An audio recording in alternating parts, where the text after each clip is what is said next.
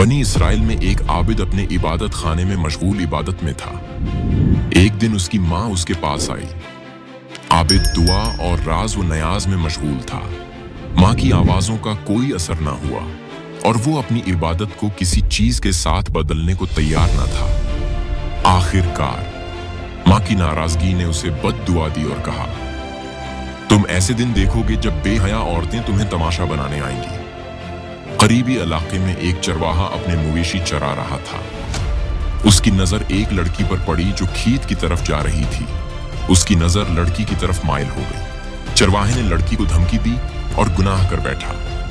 कुछ दिनों बाद लड़की के पेट का बढ़ना शुरू हो गया और उसके अहल खाना ने उसे बोलने पर मजबूर किया। लड़की ने कहा, ये एक आदमी है जो फिला जगह रहता है। जब वो वहां पहुंचे तो पाया कि वहां कोई और नहीं, सिर्फ आबिद रहता है। उसे ले आए और लड़की को दिखाया। लड़की ने उसे नहीं पहचाना लेकिन सोचा कि क्या कहे। उसने लब हिलाए और कहा, ये वही है। हाकिम ने आबिद के इबादत खाने को गिरा दिया और उसे शहर में रस्सा बांधकर घुमाने का हुक्म दिया। बेहया औरतें उसे तमाशा बनाने के लिए जमा हो गईं और माँ की बद दुआ याद आई। जब आबिद ने अपनी माँ के साथ साफ दिल होने की कोशिश की, माँ ने पुकारा कि मेरा बेटा बेगुनाह है। हाकिम ने कहा, लड़की ने इकरार किया है।